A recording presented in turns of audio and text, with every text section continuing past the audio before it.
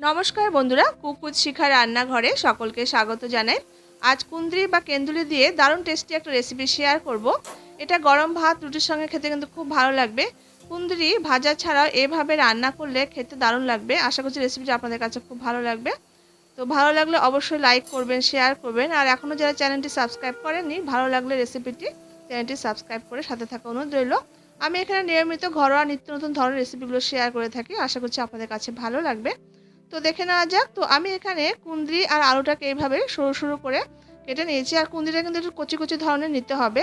তো 4 ফালি করে আমি কুঁদরিটাকে কেটে খুব ভালো করে জল দিয়ে ধুয়ে নিলাম আলু আর কুঁদরিটাকে। এরপর আমি গ্যাসের উপর একটা কড়াই চাপিয়ে দিয়েছি, তাতে 1 টেবিল স্পুন পরিমাণ সরষের তেল দিয়ে তেলটা গরম করে নিয়ে এবার আলু আর কুঁদরিটা গরম তেলের মধ্যে দিয়ে একটু ভেজে নেব প্রথমে। তো রান্না করার আগে আলু আর কুঁদরিটাকে এইভাবে করে একটু ভেজে নিতে হবে, তাহলে খুব ভালো হবে খেতে। তো সামান্য এখানে একটু লবণ আর সামান্য পরিমাণের হলুদ দিয়ে দিলাম। এবার বেশ কিছুটা সময় ধরে নাড়াচাড়া করে আলু আর কুঁদরিটাকে একটু ভেজে নেব। তো কুঁদরি তো আমরা ভাজা করে খেয়ে থাকি বা কুঁদরি পোস্ত খেতে ভালো লাগে। তো বন্ধুরা এইভাবে একবার ট্রাই করে দেখতে পারেন, ভাত দিয়ে বা রুটি দিয়ে কিন্তু খুব ভালো খেতে লাগবে। তো আলু আর কুঁদরিটা দেখুন খুব ভালো করে আমি ভেজে নিয়েছি।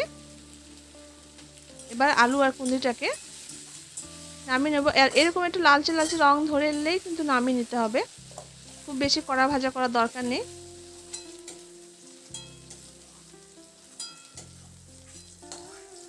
তো সমস্ত আলু আর কুঁদরিটা আমি নামিয়ে নিলাম। এবার আমি আবার এখানে সামান্য পরিমাণ একটু তেল দিয়ে দিয়েছি। এবার তেলটা গরম হয়ে গেলে গরম তেলের মধ্যে আমি 1/2 টিস্পুন জিরে ফোড়ন দিয়ে দিয়েছি। এবার যেটা একটু ভাজা ভাজা হয়ে গেলে এখানে একটা বড় সাইজের পেঁয়াজ কুচিয়ে দিয়ে দেব। একটা বড় সাইজের পেঁয়াজ এইভাবে করে একটু কুচিয়ে নিয়ে দিয়ে দিলাম। এবার পেঁয়াজটা দিয়ে মিনিট 2-3 মতো নাড়াচাড়া করে পেঁয়াজটাকে সোনালি রং ধরা পর্যন্ত একটু ভেজে নেব।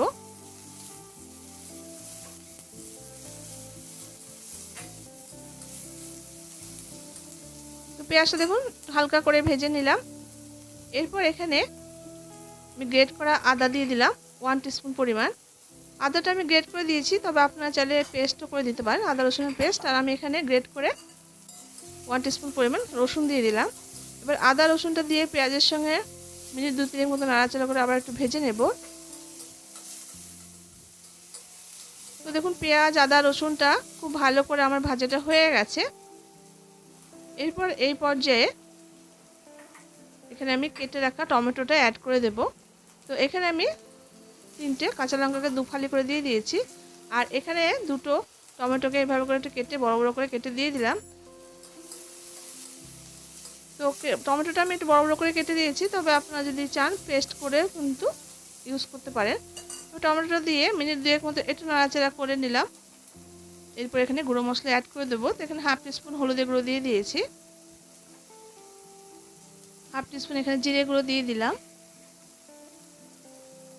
1 টিস্পুন এখানে ধনে গুঁড়ো দিয়ে দিলাম, আর এখানে 1/2 টিস্পুন পরিমাণ লাল লঙ্কা গুঁড়ো দিয়েছি। ঝালটা যে যেমন খাবেন কম বেশি আপনারা আপনাদের পরিমাণ মতো অ্যাড করবেন। আর সামান্য একটু জল দিয়ে দিয়েছি, তাহলে মশলাগুলো যাতে পুড়ে না যায়, মশলাগুলো খুব ভালো করে কষানোটা হবে। জলটা দিয়ে মিনিট 2 মতো একটু নাড়াচাড়া করে নিলাম মশলাটাকে।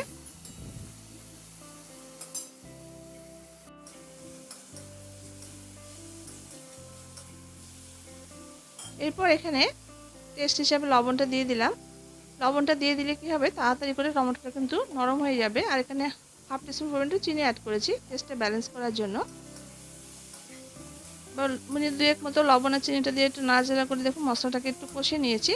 এরপর একটা ঢাকা দিয়ে ফ্লেমটাকে লো করে দিয়ে রেখে দেবো মিনিট 2-3 মতো। এতে কি হবে, টমেটোটা নরম হয়ে যাবে আর চারদিক থেকে দেখবেন তেল রিলিজ করতে শুরু করবে।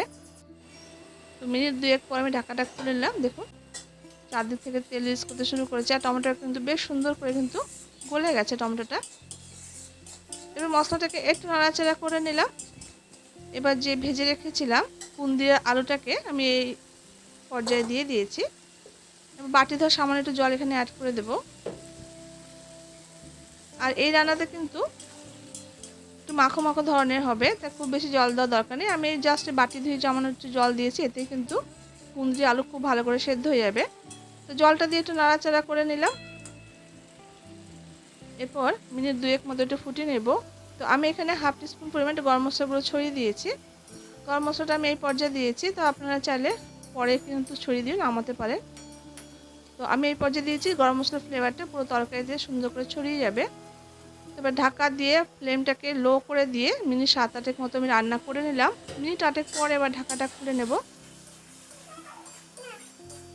তো দেখুন একদম শুকনো শুকনো মতো হয়ে এসেছে তরকারিটা, আলুগুলো কিন্তু সেদ্ধ হয়ে গেছে আর কুঁদরিটা কিন্তু সেদ্ধ হয়ে গেছে। তো এরপর এখানে চাইলে আপনার 2-4টা একটু আলু ভেঙে দিতে পারেন, এতে কি হবে মাখা মাখা ব্যাপারটা চলে আসবে, যার ফলে কিন্তু খেতে ভালো লাগবে। তো আমি একটা আপনাদের দেখিয়ে দিচ্ছি কুঁদরিটা কেমন সেদ্ধ হয়েছে। দেখুন কুঁদরি কিন্তু সুন্দর করে কিন্তু একদম সেদ্ধ হয়ে গেছে। তো আমি একটা আলু দেখিয়ে দিচ্ছি, দেখুন আলুটাও কিন্তু সেদ্ধ হয়ে গেছে।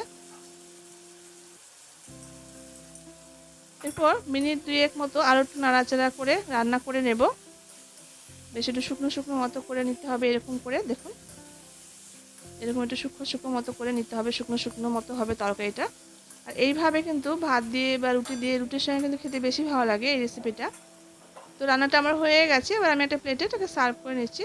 তো বন্ধুরা দেখলেন তো কুঁদরি আলু দিয়ে কত সুন্দর একটা লোভনীয় টেস্টি রেসিপি তৈরি করে নিলাম। তো এইভাবে আপনারা ভাজা ছাড়া কিন্তু রান্না করে খেয়ে দেখতে পারেন। অনেক সময় রুটির সঙ্গে কি রান্না করবো ভেবে পাই না, তো এই রেসিপিটা ট্রাই করে দেখতে পারেন, আশা করছি আপনাদের কাছে ভালো লাগবে। তো রেসিপিটা আপনাদের কাছে কেমন লাগলো বন্ধুরা, তা অবশ্যই কিন্তু কমেন্ট করে জানাবেন। আর যদি ভালো লেগে থাকে তাহলে লাইক করবেন, শেয়ার করবেন। দেখা হচ্ছে পরবর্তী রেসিপির সঙ্গে, ততক্ষণের জন্য আপনারা সবাই খুব ভালো থাকবেন, সুস্থ থাকবেন। ধন্যবাদ।